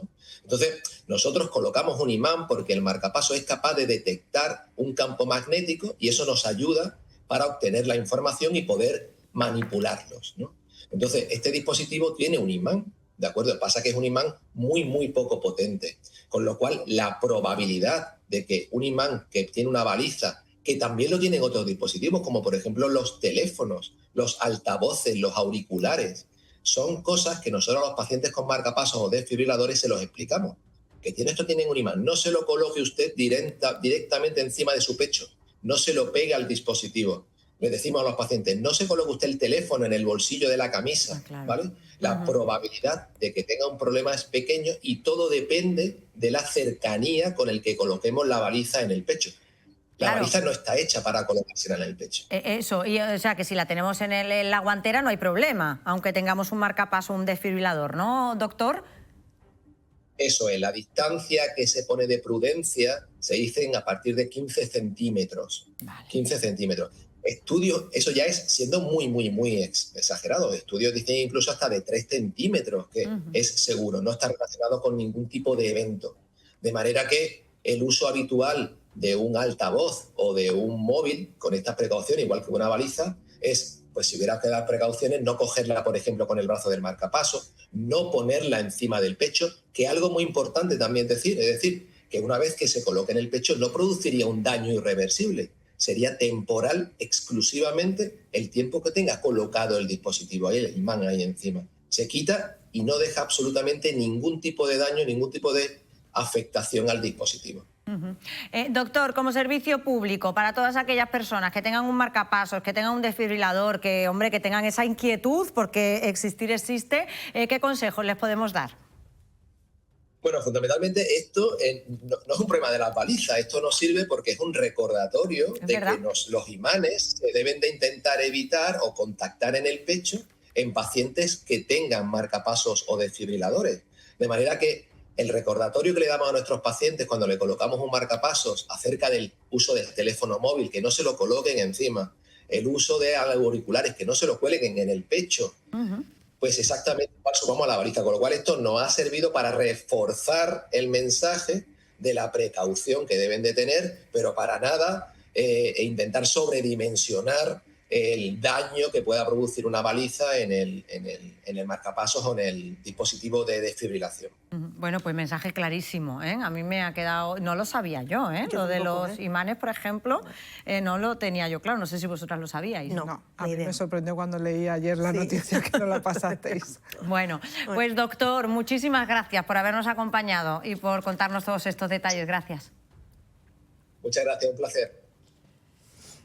Oye, además que lo ha explicado estupendamente, ¿eh? Sí, yo creo que las redes sociales alertan a veces demasiado. Bueno, pues es que las redes sociales tienen esto. Y está bien escuchar a un experto, que realmente son los que tienen que hablar. Claro, que nos explique la realmente. Gente escucha y a raíz de ahí... Claro, va asociando ideas. Contar con los expertos, que es fundamental. Nosotros lo hacemos también en el tema de los sucesos con nuestro abogado penalista Manuel Rincón. Bienvenido, buenas tardes. ¿Qué de temas tenemos? Hombre, Manuel, es importante. Manuel, teníamos un montón de temas ya, pero es que se nos ha colado ahí el tema de Julio Iglesias. Ese es un temazo. Oye, que nos enterábamos ayer con esa exclusiva que publicaba el diario.es y ya sabemos que la Fiscalía lo está investigando por un caso de presunto agresión sexual, que no es poco. A partir de aquí, ¿qué puede pasar? Bueno, yo creo que lo primero que hay que decir, para romper un poco el hielo en el tema del asunto de Julio Iglesias, es que dentro de la gran mayoría de españoles hay una posesión increíble, porque hay un seleccionador nacional, hay un presidente del Real Madrid, hay un presidente del Gobierno y hay un juez. Y vengo a decir esto... Lo hemos juzgado ya todos. Efectivamente, ya está juzgado, está condenado, se ha pedido que se le retiren las medallas, se retiren los privilegios. Vamos a ver, vamos a poner un poquito de pie en pared. Que muchas veces luego nos arrepentimos de pronunciamiento a la ligera, acordémonos de Daniel Alves, ¿vale? Sí. Que finalmente todos terminamos sabiendo cómo terminó todo, y hay que dejar los asuntos de la justicia en manos de los jueces. Y pronunciamiento a la ligera, sin conocimiento de los expedientes, sin las declaraciones, con una sentencia de condena en los medios de comunicación, a mí me parece como poco adelantarse a un acontecimiento, sin duda alguna. Pero bueno, en cualquier caso, lo que es una realidad es que la Fiscalía ha abierto una investigación y quiero decir que siempre cuando la Fiscalía inicia una investigación es porque tiene algún tipo de indicio, como mínimo, ¿no? Sin duda. Vamos a ver. Manuel, a ver. Cuando se presenta una denuncia, lo primero que se hace es aperturar unas diligencias previas, en donde se examina si hay indicio en esa denuncia. El siguiente paso es determinar si hay procedimiento o no lo hay. Si hay procedimiento, se cita al denunciado y el denunciado tiene derecho a comparecer y a aclarar qué es lo que tiene que decir al respecto de esa denuncia. Claro. Tendrán que hacerse pruebas, tendrán que tomarse declaraciones a testigos, es decir, se tendrá que hacer una instrucción completa que hasta el momento no se ha hecho. Porque ahora mismo, ¿en qué punto estamos? ¿Inicial totalmente, bueno, Manuel? Ahora mismo es que no podemos estar más al principio. Vale. Porque, verás, Paula, la Fiscalía de la Audiencia Nacional ha empezado a estudiar una denuncia. ¿Sabes que yo podría decirte que yo creo que la Audiencia Nacional no es competente? ¿En esta denuncia? No lo es. Porque la Audiencia Nacional es competente para los siguientes delitos: terrorismo, delitos de lesa humanidad y trata de seres humanos, no para agresiones sexuales. ¿Y entonces por qué lo...? Porque ha recibido una denuncia y tiene que estudiar la denuncia, pero se puede declarar incompetente. Y trasladarla a un juzgado de violencia de género, en este caso, que son las que lo... No. Según mi criterio, los juzgados competentes son los de República Dominicana y la de las Bahamas. Porque vamos a ver un ejemplo muy claro. Si aquí llega un francés y comete un delito en España y es detenido aquí hay un concepto jurídico que ahora aclararé que se llama el forum delicti commissi, que la competencia es del lugar de la comisión del delito. El delito donde se ha cometido presuntamente, en República Dominicana o en Bahamas, sobre ciudadanos de allí. Nosotros nos vamos a hacer un tram jurídico, es decir, vamos a ir allí, a traernos a alguien aquí para juzgarlo aquí. Pero si es que ellos tienen sus tribunales. El chiquito este que fue condenado por asesinato por descuartizar en Tailandia, también era español, ¿no? ¿Y por qué no se juzgó aquí? Porque se juzga en el lugar donde se ha cometido el delito. Recopilamos un poco. En el asunto de Julio se presentó una denuncia en la Fiscalía de la Audiencia Nacional, se está estudiando y luego se tendrá que determinar, lo primero, la competencia. Y si se declara competente, insisto, yo tengo mis dudas, pues se tendrá que citar a Julio Iglesias a prestar declaración y luego ya el juez decidirá si hay indicios como para que haya procedimiento judicial contra él o no lo hay. Hombre, claro, yo creo que el juicio público también es a raíz de que, bueno, las propias denunciantes están haciendo declaraciones en todos los medios de comunicación. Sí, yo entiendo. Pues, claro, al final... No pues, están haciendo declaración en todos los medios de comunicación. Esto es una investigación que se ha llevado durante 3 años. Ayer estuvieron... Se han hecho algunas declaraciones que no se le ha visto ni siquiera el rostro. Vuelvo a repetir que para una víctima dar el paso a denunciar no es nada fácil. No sabemos si las víctimas son residentes españolas. Bueno, pero por eso ha pasado, quiero decir, María José, quiero decir que ha pasado del ámbito judicial al ámbito público. Porque la repercusión, por supuesto, que tiene Julio Iglesias es la repercusión de un cantante pero internacional. Porque ellas también están haciendo declaraciones que es totalmente lícito y respetable, que yo no entro a juzgarlo, pero que las están haciendo. Entonces, claro, porque si no estuvieran haciendo la declaración públicamente, pues habría salido la noticia, todos estaríamos, pero no tendría mucho más recorrido, porque no tendríamos las declaraciones de ella, ni sabríamos que... Aquí ha habido 2 medios de comunicación entonces, que han estado investigando este tema al final durante están 3 años. Entonces quiero decir que por eso se ha hecho mucho más público y por eso están los medios de comunicación, porque tienen de dónde tirar y se están tirando. Y además yo alabo que se haga público. Yo alabo que se haga público, porque esto pasa.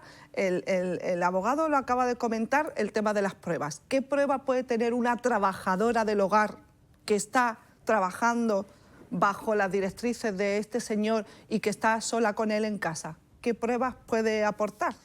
Pues eso es lo que le corresponde a ella, presentar esas pruebas. Claro, sí. Porque si no, los hechos son de 2021, claro, ¿no? Además, claro, ¿no? Ese es el problema que existe con las víctimas de violencia sexual, que muchas veces denunciar que una mujer está siendo acosada o que está siendo víctima de violencia es muy difícil, porque está claro que en un ámbito público un señor no va a hacer un acto de violencia sexual contra una mujer, lo hace en un ámbito privado. Por lo cual, yo vuelvo a repetir lo mismo. Yo, en principio, creo el testimonio de estas mujeres, que por supuesto los jueces tendrán que dirimir, pero que yo como mujer, y creo que con criterio, tengo mi opinión. Y considero que, además, nada más que tenéis que ver las redes sociales. Almudena Ariza, la periodista de Radio Televisión Española, ha publicado esta mañana, creo, o ayer a última hora, un tuit donde se ve a este señor en un programa de televisión donde en aquel entonces no suponía un escándalo como supone hoy, porque creo que en ese aspecto hemos avanzado las mujeres, que hoy tenemos mucha más conciencia, donde está acosando en un plató de televisión a una mujer, pero agarrándola hasta que la besa una vez, ella se intenta zafar.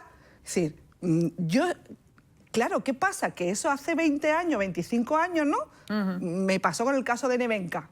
Hace 20 y tantos años salió el caso de Nevenka y no tuvo la repercusión que hubiera tenido hoy. Porque hoy, afortunadamente, tenemos más conciencia sobre ese tema. Quiero pensar que eso hoy en día sería imposible en un plato de televisión. Tenéis que ver las imágenes. Sí, yo las he visto también. Y Julio ha sido muy habitual en hacer ese tipo de... Pero eso no le da... Es decir, que sea habitual en que haya sido ese comportamiento, no le da autoridad. ¿Pero ese comportamiento para ti es suficiente como para creer a quien la denuncia? Solamente viendo ese comportamiento hace 20 años, me da perfectamente credibilidad que puede hacer eso y más. Entonces, si eso lo ha hecho, lo ha hecho en un plato de televisión, así, entonces no haría falta hacer juicios. No. Ya está condenado. Y habrá que hacer juicios. Lo que pasa que, vuelvo a repetir, la justicia se tiene que acotar a una serie de normativas. Y vuelvo a repetir, cómo muchas veces las mujeres pueden probar, esa es la prueba, cómo la pueden aportar en un entorno pues con privado. Su declaración, con testificales, con testigos de referencia. Es que el Código Penal lo determina. Porque si no, estaríamos en una sociedad absolutamente injusta. Porque tú imagínate, y te voy a poner un ejemplo, y te lo digo con toda la cortesía. Tú imagínate que yo abandono este plato contigo y me monto en el ascensor. Y cuando bajas, dices en la planta 0, este señor ha abusado de mí. ¿Yo qué medios de defensa tengo? Ninguno, ¿no? Ya, pero... No, pero contéstame, ninguno. Claro. Pero claro, entonces, entonces no hay igualdad. El mismo que tiene la mujer, el mismo que tiene la mujer. Sí. No, porque si tú estás una dando... mujer sale públicamente y dice, he sido violada, tendrá que probarlo que ha sido violada. Pues eso es lo que yo te estoy diciendo, que esta señora en el asunto de estudio tendrá que poner la prueba. No vamos a seguir porque, claro, aquí no vamos a llegar a ninguna conclusión. Podemos estar toda la mañana porque son opiniones diferentes y bueno, y todas las opiniones son igualmente respetables, tanto la una como la otra. En cualquier caso, tendrá que ser ahora la justicia, que es lo que queríamos hablar sobre todo con Manuel Rincón, que ahora tiene que ser la justicia, que estamos en primera parte, como si pudiéramos decir, de este asunto. Su testimonio, testigos periféricos. Y que desde tu punto de vista ni siquiera se tendría que juzgar aquí en España, con lo cual veremos a ver si finalmente se juzga aquí o incluso puede ser que la audiencia diga que no es competente. Que no es competente y se tenga que realizar en República Dominicana y en Bahamas. Y esta señora tendrá que aportar sus pruebas y está el principio de presunción de inocencia, que se tiene que desvirtuar. Bueno, en fin, estaremos pendientes también de este asunto, pero hoy lo habíamos invitado, le he dicho yo, se ha colado Julio Iglesias, pero realmente los temas que hoy vamos a hablar no tenían que ver con Julio Iglesias, como ya se pueden imaginar, porque el caso se conocía ayer. Nosotros queremos analizar una serie de sucesos que han ocurrido en Málaga, sobre todo en la Nochevieja. Tuvieron lugar en el centro de la capital malagueña 2 supuestos casos de agresión sexual. Uno de ellos fue en la calle, la víctima una joven de 19 años y su supuesto agresor un joven de 22 años al que acababa de conocer en una fiesta. El presunto autor de la agresión sexual fue detenido. En fin, y esto no es que lo diga yo, es que hay que tener cuidado, evidentemente. En fin, el alcohol, la fiesta, Manuel. Pero aquí, Paula, hay una serie de elementos que sí dan más razón desde el punto de vista jurídico, y es, primero, la inmediatez en la denuncia. Segundo, posibles lesiones, posibles intoxicaciones, testigos periféricos. Yo vi a Paula salir con este señor, o personas que se han acercado a preguntar, Paula, ¿estás bien? ¿O te ha pasado algo? Ahí es donde estamos a los testigos de referencia, que al juez le van a dar indicios de credibilidad de ya no solo la manifestación de la víctima. De hecho, por eso en supuestos como este se ordena la prisión provisional, porque el relato de la víctima es tan claro y viene acomodado por informes médicos, por testigos, por WhatsApps, por informes de intoxicaciones, que construye el relato y la veracidad del relato. Directamente, claro. Y por eso se provoca o se otorga la medida cautelar de la prisión provisional, porque ya hay una cierta desvirtuación del principio de presunción de inocencia. Las circunstancias son también diferentes, es decir, cuando una persona, como en el caso que estábamos hablando de Julio Iglesias, estamos hablando de personas asalariadas, de trabajadoras, en el que también hay una relación de jerarquía, es mucho más complicado denunciar los hechos en el momento. Son casos, yo creo que totalmente diferentes. Claro, no tienen nada que ver una cosa con la otra. Una agresión inmediata. Han coincidido casualmente también, María José. Quiero decir que no es que nosotros lo tuviéramos de cada día, preparado, desgraciadamente. Pero, hombre, hay que es mucho, también, ¿no? Vuelvo a repetir que no analizamos muchas veces bien la situación de las víctimas, que para ellas es muy difícil denunciar cuando están en una situación de sometimiento de poder, de una jerarquía, en este caso laboral, en el que es difícil a veces decir quién me va a creer. Bueno, incluso de dependencia económica, ¿no? Porque al final es tu trabajo, ¿no? Claro. Y también depende de eso, ¿no? Pero barreras para denunciar que a lo mejor una agresión en un momento dado donde efectivamente hay más testigos, donde ha habido, pues eso, temas de droga o de temas en la bebida o en fin, una agresión más fuerte. La segunda agresión denunciada ocurrió en el interior de un hostal en la Plaza del Carbón, en este caso una menor de 16 años, la que ha denunciado los hechos. El presunto agresor ingresó en prisión provisional provisional comunicada y sin fianza. Y también hay que decir que eran los cuartos de baño, si no me equivoco, que eran compartidos y aprovechó justamente... Y aprovechó el momento para, ¿no? para colarse dentro y perpetrar la agresión. Insisto, la inmediatez es fundamental, las pruebas periféricas son muy importantes. Y este señor... Y aunque sea muy difícil, Manuel, yo quiero decir aquí, porque no me puedo poner en ese sitio, pero entiendo que cuando uno recibe una agresión sexual tiene que estar en una situación de shock en la que no sabe lo que hacer, pero justamente duda, pero... acudir a las fuerzas de seguridad, ¿no? Y no optar a lo mejor por decir, bueno, mira, voy a olvidarme y que sea lo que... Pero... Efectivamente, pero es que esa situación de shock muy probablemente es presenciada por alguien en el hostal, o cuando abandonas el hostal, o vas llorando por la calle, alguien te asiste... que todas esas cosas son muy importantes, porque no nos olvidemos que el principio de presunción de inocencia es el elemento más importante que hay en el Código Penal, y desvirtuarlo no se puede desvirtuar con un chasquido de dedos. Entonces, en este caso, fíjate tú, prisión provisional. El relato yo te entiendo, Manuel. Lo que pasa es que muchas veces, cuando tú ves las cosas tan claras, no hablo del caso de Julio Iglesias, no, a lo mejor de otro caso en el que tú ves las cosas tan claras, es difícil no juzgar como ser humano, ¿no? Claro, es casi humano, ¿no? Lo que pasa es que, entiéndeme, Paula, yo tengo que verlo como jurista y no como un ciudadano de la calle. Estamos en antena y en un servicio público, no te voy a decir lo que yo haría, pero te lo puedes imaginar. Yo te entiendo, pero como el derecho está por delante y hay que cumplir unas normas que están determinadas, pues hay que, bueno, pues de alguna manera estamos ante un inocente, aunque se vaya a prisión provisional, es inocente hasta que no haya una sentencia firme. No nos olvidemos que la prisión provisional no es un adelanto de la condena, sino es una situación porque hay un riesgo de fuga, un riesgo de una herramienta delictiva, para garantizar, ¿no? Pero ese señor sigue siendo inocente, por más que, permíteme decirlo de una manera muy clara, le hayan pillado con el carrito de los helados. Pero estamos ante un Estado de Derecho garantista, democrático, y no vale condenado. Eso no puede ser. Bueno, y ante este tipo de situaciones que se producen, no sé si a vosotras se os ha ocurrido en algún momento, algunos se plantean comprar el gas pimienta, que se vende en Internet, que yo, además, no lo hemos metido en la web y lo puedes comprar tranquilamente. Mi pregunta es legal llevar un gas pimienta en el bolso? El gas pimienta es legal. Es legal si se compra en sitios legales y con contenido legal. Es decir, por gas pimienta no vale todo.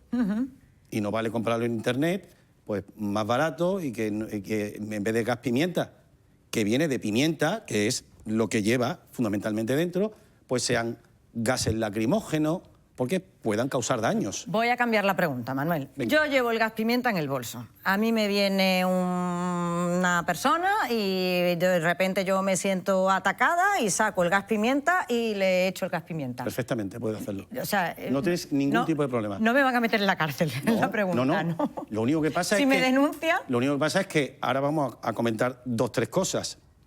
Eres insultantemente joven, pero los menores de 18 años no lo pueden comprar. Entiendo que tú tienes más de 18 años y por tanto sí puedes comprarlo. Segunda cuestión, entiendo que como tú haces las cosas bien, irás a un sitio normal a comprarlo, no lo comprarás en una página web que viene de China y sin tema sanitario, vale, ¿verdad? Sin saber de dónde es decir, viene. No todo es gas pimienta y no todos pueden llevarlo. ¿Nuestras hijas menores de 18 años pueden llevarlo? La respuesta es no. No lo pueden llevar, no. vale. Y no se puede usar, por ejemplo...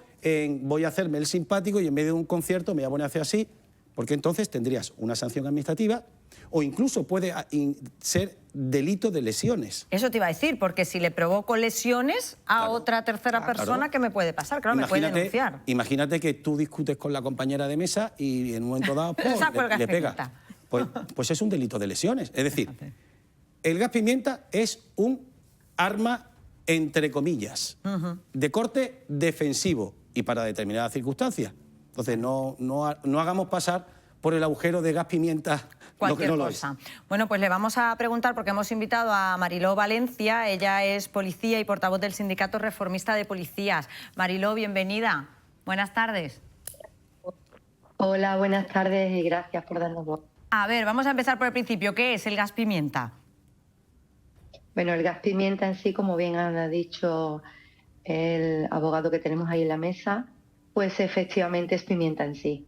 Es un medio que nosotros, la Policía Nacional, también tenemos a nuestra disposición para utilizar, pero hay algo que no debemos nunca olvidar, que no deja de ser un gas que cuando lo echamos en el aire, pues nos podemos encontrar con la situación de que hay un poco de aire y al final, en vez de ir a ese gas, podríamos decir directamente al agresor, venga a nosotros mismos o a cualquier persona que se encontrara en esa habitación. Por otro lado, no va a tener los mismos efectos cuando nos encontramos que una persona pueda estar bajo los efectos de cualquier sustancia estupefaciente, el alcohol o incluso que tuviese, podríamos decir, lentes o mascarilla. Es decir, hay una serie de factores que no va a dar el éxito que podríamos decir que en ese momento, de forma inmediata, vamos a intentar repelernos esa posible agresión.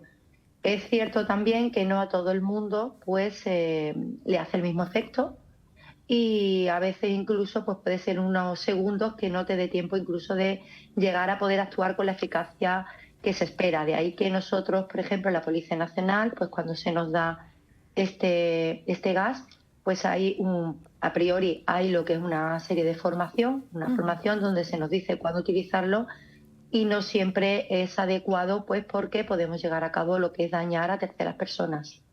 Claro, porque parece muy fácil de usar, quiero decir, lo estamos viendo ahí, es un botecito en el que en teoría tú aprietas y directamente, pero ojo, porque te puede causar daños incluso a ti, ¿no? En espacios cerrados, por ejemplo, Mariló, se me ocurre.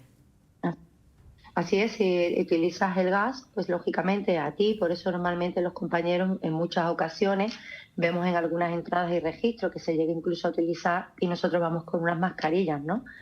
En el momento en que se produce el uso del mismo, sí es aconsejable, pues lógicamente ventilar esa zona automáticamente.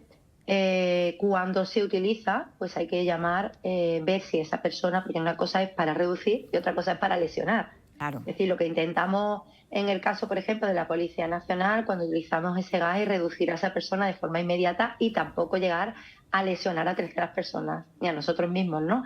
Entonces se va a proceder, por ejemplo, a la detención de esa persona y automáticamente limpiarle esa zona con agua para no causar lesiones más allá de la reducción. Porque eso sí hay que tener muy en cuenta que se pueden producir quemaduras y una intoxicación. Eso iba a preguntar, ¿cuáles son las lesiones que puede producir el gas pimienta? En un principio se supone que lo más básico es pues lo típico, ¿no? Que en ese momento pierdas un poco la visión, porque te acaban de echar un gas con pimienta, que tengas un dolor, una urticaria, podríamos decir. Pero claro, hay personas que pueden tener alergia o que tengan una serie de problemas de enfermedad que eso se pueda cruciar y perjudicar con este gas. Por eso, vuelvo a repetir, hay que tener mucho cuidado. Es cierto que como vosotros estáis hablando ahora mismo de un tema tan duro, ¿no? Y tan violento como puede ser ante una situación de una agresión sexual, pues lógicamente es una forma de repeler automáticamente, pero no te asegura que esa persona, lógicamente, en ese momento se quede inmóvil y te dé tiempo de huir.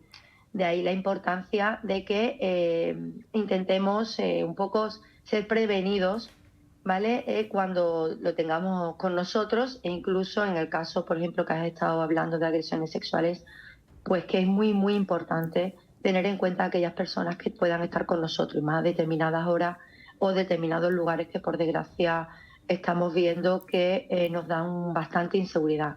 Y lo más importante es, ante esta situación, denunciar. Claro. Hay que denunciar para dejar que las fuerzas y cuerpos de seguridad puedan actuar con éxito y detener al posible agresor. Fundamental, también estábamos diciéndolo aquí en Plató. Mariló Valencia, muchísimas gracias por habernos acompañado esta mañana. Gracias. Gracias a vosotros por darnos voz. Un saludo. Pues fíjate, Manuel, que yo pensaba que era ilegal llevar el gas pimienta. Bueno, yo creo que... Yo pensaba que era ilegal, fíjate, yo... Que tiempo atrás, antes de que fuera regulado, la respuesta lógicamente era así. Lo que pasa es que yo creo que la idea que tú tienes es que el gas pimienta era casi cualquier cosa, o se vendía casi cualquier cosa, y está muy tasado. Al final es pimienta gaseada, lo que pasa es que hay que utilizarlo cuando se debe de utilizar y no hacer gracias ni en un concierto. Sí, bueno, en fin. ¿Vale? Es decir, está para lo que está. Yo tengo una duda, te la quiero preguntar, Manolo. Esto es una estrategia defensiva, ¿no? Es algo que pues, si tú te sientes acosado lo puedes utilizar. Pero si no es este tipo de elementos y es que yo sé artes marciales y me puedo defender... Exactamente igual. Exactamente igual, ¿no? O sea, si yo me defiendo y le provoco alguna lesión a la otra persona... Estaríamos ante un caso de legítima defensa, ¿vale? Lo que tiene que haber en la legítima defensa, el elemento nuclear es que haya proporcionalidad en el medio empleado. ¿Eso qué significa? Bueno, vamos al asunto del ancianito este que se le condenó por matar con una escopeta al ladrón en su casa. no vale si yo te ataco con una navaja que tú me pegues un tiro. O si yo voy con una navaja, tiene que haber una proporcionalidad. Pero si sabes artes marciales, tú te estás defendiendo de una agresión. Es absolutamente normal. No vas a ser condenada por ello. Por ello. Bueno, pues muy interesante. Manuel, Muchas muchísimas gracias por haberme acompañado. María José, Eva, mil gracias también a vosotras.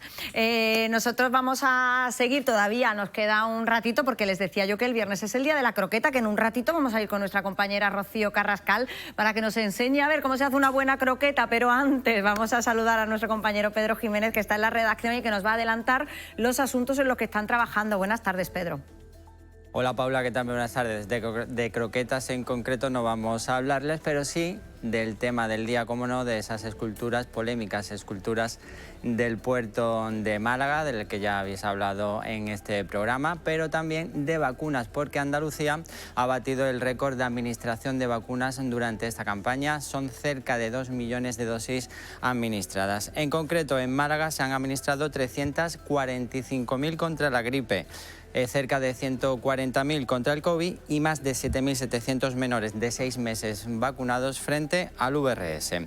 Mientras tanto, la tasa de gripe en la provincia de Málaga sigue a la baja. Son 28 casos y medio por cada 100.000 habitantes. Esto es 7 menos que la pasada semana, pero sube el conjunto de infecciones respiratorias agudas a 254 casos por cada 100.000 habitantes. Esto es 27 más que en una semana. Y cambiamos totalmente de asunto porque también le vamos a volver a hablar de carnaval, porque esta mañana se ha presentado su programación en el Ayuntamiento de Málaga. Va a tener más de 90 actividades desde el 21 de este mes, dentro de apenas una semana, con la conferencia inaugural, hasta el 15 de febrero, que se celebrará el entierro del Boquerón. El concurso de canto será desde el 23 de este mes hasta el 6 de febrero, con la gran final del Teatro Cervantes. Un día después va a comenzar el carnaval en la calle, y del 31 de enero al 14 de febrero se celebrarán las tradicionales citas en los distritos. Las principales citas las tendremos en directo en Canal Málaga Radio Televisión un año más.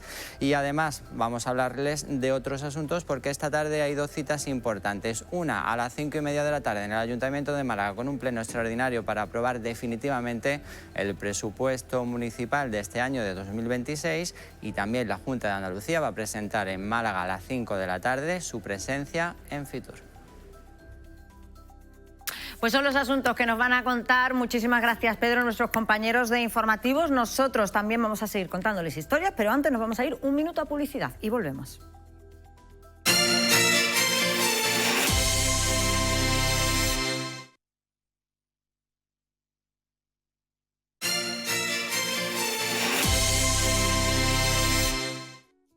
Doce y 59, falta un minuto para la 1 de la tarde. Seguimos en directo en el magazine Málaga Aquí Ahora, y lo prometido es deuda. Hoy les vamos a explicar cómo se hace una buena croqueta, y para ello nuestra compañera Rocío Carrascal está en una de las empresas malagueñas que se dedica a eso. Rocío, hola de nuevo. Hola de nuevo, Paula. La croqueta, hoy nos tenéis envidia a todos, porque además la croqueta es más que una receta. Es innovación, también es tradición, y además cuenta con legiones de fans. Hoy venimos a explicarles cómo se hace una croqueta como Dios manda, y nos hemos venido a Cremón, aquí una empresa malagueña que se dedica precisamente a hacer croquetas para distribuir en el sector Horeca, en el sector de la restauración. Rubén Aguilera, ¿qué tal? Muy buenos días. Buena, ¿qué tal? Buenos días. Bueno, estamos aquí impresionados porque a los que nos gustan las croquetas y bueno, pues las hacemos en casa, es bastante complicado muchas veces. Con esta máquina es maravilloso. Bueno, sí, esta máquina un poco lo que nos hace es ayudarnos al tema del empanado. Al final lo que conseguimos con ella es un poco más de uniformidad en lo que es el tamaño, el rebozado. Al final, siempre a mano le damos un poquito más de exceso de pan a lo mejor de lo que necesita la croqueta. Entonces con esto conseguimos que no se agriete la croqueta, y luego un rebozado muy finito, que lo que consigue es que realmente saboreemos el interior, que es lo que realmente le dé ese toque crujiente de fuera, pero el sabor lo importante es lo de dentro. Lo de crear una empresa para hacer croquetas, eso es una apuesta segura, ¿no? A día de hoy tiene buena pinta, o sea, nosotros llevamos poco realmente, tenemos un restaurante y un poco fue a raíz de esto, pero sí que es verdad que el poco tiempo que llevamos nosotros trabajando tiene buena aceptación, y además con quien lo estamos tratando y tal, nos da muy buenos feedback del producto. Pues como bien dices, vosotros tenéis un restaurante, di el nombre del restaurante. El restaurante es Lo de Carmen en Teatino y ahí fue donde surgió la fama de esas croquetas que vosotros decidisteis, bueno, pues extender al resto de los restaurantes de Málaga. Sí, eso es. Nosotros estábamos ya un poco faltos de espacio, tiempo. Mi madre y mi padre no paraban de hacer croquetas todo el día y decidimos investigar un poco cómo podíamos escalar esto y decidimos embaucarnos en este proyecto. Y la verdad que muy bien. Aquí la que sabe de verdad de croquetas, hay que decirlo, porque Rubén le pone mucho empeño y también maneja el tema ese de bolear croquetas, como él dice, pero aquí la reina es Carmen. Carmen Macho, muy buenos días. Buenos días. La que tiene el truco de la masa y la que sabe cómo hacer croquetas de verdad es Carmen. ¿Cuál es el truco que llevan estas croquetas? A ver, yo siempre digo, bueno, la comida, el cariño y la buena... los productos, ¿no? Productos, eso es lo principal. Luego ya también cogerle el truquillo de que siempre salgan bien, que salgan la misma consistencia siempre. Ya le coge, a fuerza de hacer muchas veces, pues ya coge uno el truquillo y bueno, aquí vemos además que igual que la otra máquina de las croquetas, para hacer lo que es la forma de las croquetas, aquí tenéis otra máquina además en la que se puede hacer la masa de una manera mucho más sencilla. Sí, esto era... Los brazos los teníamos hechos polvo de mover las croquetas y eso lo mueve solo, se vacula cuando se va vaculando la olla y es una... estupendo, vamos. ¿Esa masa en concreto, de qué sabores? Esta es de bacalao gratinado. Qué bueno, por Dios. Además huele y todo. Sí, podemos dar fe que huele estupendamente. Y no es el único sabor que tiene, porque Mónica Casado, muy buenos días. ¿Cuántos sabores tenéis aquí? Buenos días, Rocío. Pues tenemos 9 sabores por ahora. Verdad que 2026 empieza fuerte, los clientes nos están pidiendo muchos más, ¿no? Y es lo que nos vamos a entrar en 2026. Pero tenemos 9 sabores. Tenemos jamón y boletos, como habéis visto, bacalao gratinado, gamba al pilpil, rabo de toro, codillo, lomo de manteca y pimiento frito, que esa está muy demandada, rulo de cabra y cebolla caramelizada, y espinaca y queso azul, y puchero, que es un básico que siempre tiene que estar. Claro, eso iba a decir, porque los básicos son puchero y jamón, que esos son como los de siempre. ¿Cómo se ocurren esos otros sabores tan sofisticados? Pues fíjate, la verdad que un poco por todo, un poco por Carmen, gracias a Carmen, que es la chef ejecutivo. Ella lee mucho, también las redes sociales, tiene un libro de croquetas y luego los clientes nos dan muchísimas ideas. También yo cuando vamos a preguntarles les decimos, oye, si hay algún plato en vuestro restaurante que es especial y queréis hacerlo, lo podemos hacer nosotros en croquetas. Y eso a muchos clientes también les llama la atención. Hay algunos que han dicho, oye, pues de chivo o algo así. Son ideas que surgen con los clientes. Bueno, qué bueno. Te tengo que preguntar, aparte de esto, las vuestras, ¿cuáles son vuestras preferidas? Bueno, la mía personalmente, la de rulo de cabra y cebolla caramelizada, porque está muy dulce y es que me gusta lo dulce, eso no es gusto para todos. Pero por experiencia a la calle, rabo de toro. Rabo de toro creo que no hay cliente que no la pida. Bueno, rabo de toro, yo no sé, Paula, tú, si tú también serías de esas que te decantas por el rabo de toro. Rocío, estoy salivando, nada más con la imagen de ese plato de croquetas que acaban de poner, estoy salivando, pero yo quería que le preguntaras cuáles son los ingredientes básicos, porque yo que de vez en cuando hago croquetas, quiero saber si me falta alguno. A ver, ¿Rosa no me acuerdo? Sí, le vamos a preguntar a Carmen, le vamos a preguntar, nos preguntas desde plató por los ingredientes básicos que tiene que tener una croqueta. Bueno, lo básico es el roux, la bechamel con la grasa, tiene que ser la misma cantidad de harina que de grasa, de mantequilla o aceite, y la leche, eso es lo básico. Ya algunas llevan nata, otras no llevan, otras ya se le pone a cada una. Ya, pero claro, ya dependiendo del sabor. Lo básico es la mantequilla y la harina. Sí, porque muchas veces nos complicamos mucho a la hora de ponernos a elaborar una cosa de esta y al final sota, caballo y rey, esto es lo más sencillo, ¿no? Sí, eso es, la base es para todas casi igual. Lo que pasa que, claro, ya cada uno, dependiendo de lo que lo haga uno, pues a lo mejor ya quiere uno darle más sabor por un lado, por otro, pero lo que es la base es esa. ¿Y el rebozado? ¿Qué tiene que tener ese rebozado? El rebozado, a mí siempre me ha gustado el rebozado fino, no me ha gustado echarle dos capas porque... Pero claro, yo a mano le echaba uno, pero me salía mucho más grueso que lo que sale en la máquina. La máquina es que sale rebozado muy finito, entonces estás comiendo croquetas, solo croquetas, no comes apenas el rebozado. Pues ya sabéis que ese es el truco de Cremón, la bechamel maravillosa y ese rebozado finito, que no es muy grueso, pero que aguanta esa bechamel bastante líquida. Nosotros vamos a probarlo. Ay, me tienes que decir cuál es tu preferida, Rocío. Hombre. Ay, qué Hombre, suerte. yo aquí así no sabría qué decir. Está aquí Carmen un poco mezclado. Jamón, rabo de toro, gamba al pilpil, Bueno. y la espinaca.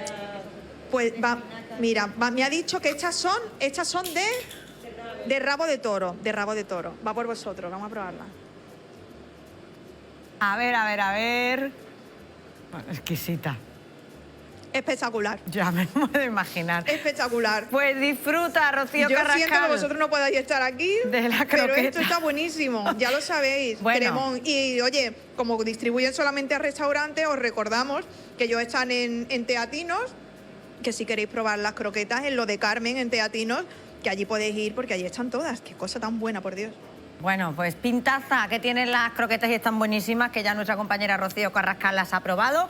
Así que ya saben, nuestro homenaje, el que hemos querido hacer hoy a la croqueta, que su día es el viernes y nos hemos adelantado. Y fíjense, porque vamos a seguir hablando de gastronomía, en este caso con la Academia Gastronómica de Málaga, que el sábado celebró su gala anual para reconocer el talento de los establecimientos hosteleros que tenemos en la provincia.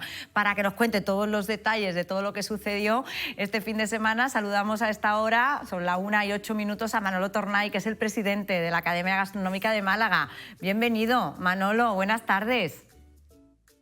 Muy buenas tardes, Paula, muchas gracias. ¿Cómo fue la gala? Cuéntanos. Pues la verdad es que la gala, está mal que yo lo diga, pero cada año nos superamos. La verdad es que fue una maravilla. Tanto por el nivel de asistencia de académicos, de invitados como de autoridades, por la calidad de los premiados y en definitiva también pues bueno, por todo el apoyo a nivel patrocinio y colaboradores que tuvimos y también por lo emotiva que fue, porque la verdad es que hubo varios de los premiados que se emocionaron en la entrega de su reconocimiento, y esa parte hace pues mucho más bonita y mucho más humana este tipo de eventos, con lo cual la verdad es que el resultado o el resumen de la gala fue de 10. Porque, Manolo, ¿el objetivo de esta gala cuál es? Bueno, nosotros cada año, precisamente el primer sábado después de Reyes, lo que pretendemos de alguna manera, pues con estos premios, reconocer pues aquellos establecimientos, aquellos profesionales, aquellas instituciones que a lo largo del calendario, a lo largo del año anterior a la celebración de la gala, en este caso son los premios 2025, pues desde la Academia Gastronómica de Málaga consideramos son merecedores de un premio que de alguna forma pues le impulsa, le hace posicionarse y de alguna forma, pues como digo, le reconoce esa gran labor que desarrollan cada uno de ellos, ¿no? En definitiva, fomentar todo lo bueno que tenemos en nuestra tierra y que de alguna forma pues que la Academia se hace portavoz de ello. ¿Y cuáles han sido los establecimientos reconocidos este año? Bueno, este año nosotros tenemos 8 premios. El premio hemos viajado afortunadamente por toda la provincia. Eso demuestra la gran transversalidad que tiene nuestra tierra. Y bueno, vamos desde Fuengirola, por ejemplo, que hemos dado el premio a la mejor cocina tradicional en Mesón de Andrés. Viajamos a Casa Bermeja, donde reconocemos el mejor restaurante, que en este caso es El Puerto. Viajamos también al Centro Histórico de Málaga, en La Tarazana, donde hemos dado el premio a la difusión de la cocina malagueña a nivel nacional al Yerno. Hemos viajado a la Sarquía para reconocer al mejor cocinero, que es Víctor Hierrezuelo, un joven profesional que, pese a su juventud, pues acumula ya una experiencia y un bagaje tremendo. Y en este caso pues tiene su negocio en Sedella. También en la Sarquía hemos pasado con el premio Sabor a Málaga por el maravilloso, muy pequeñito pero maravilloso obrador que tiene Maite de Maichoco, haciendo un chocolate fantástico. Hemos viajado también a Ronda, donde reconocemos la mejor sala en este caso, que es la la de Marco al frente del restaurante Bardal, de todo lo que es el proceso de sala de restaurante Bardal. Y si no me olvido ninguno más, el mejor merendero Chiringuito, en este caso hemos ido hasta el pequeño puerto del Candao, del Real Club del Candao, donde la Taberna del Puerto hace una cocina maravillosa que también ha merecido ese reconocimiento por parte de la Academia Gastronómica de Málaga. Bueno, pues recorrido, como decía Manolo Tornay. Por último, Paula, sí. Perdona, Paula, que veía ahora en pantalla a Manolo Alba el reconocimiento a una vida dedicada al turismo y a la gastronomía, que en este caso ha sido a ese grandísimo profesional que es Manolo Alba, de Hermano Alba, que lleva muchísimos años al frente de los fogones y que realmente es digno merecedor de este reconocimiento. Pues reconocimientos muy merecidos, por supuesto. Recorrido, decía yo, Manolo, por toda la provincia. Enhorabuena por esa gala, Manolo, y muchísimas gracias por habernos acompañado esta mañana. Muchísimas gracias a vosotros, Paula. Un beso grande. Chao. Un beso muy fuerte, Manolo. Un beso también para ti. Pues nada, que con Manolo Tornay prácticamente estamos llegando al final del programa, pero saben que antes de despedirnos nos gusta darles algunos apuntes en nuestra agenda cultural.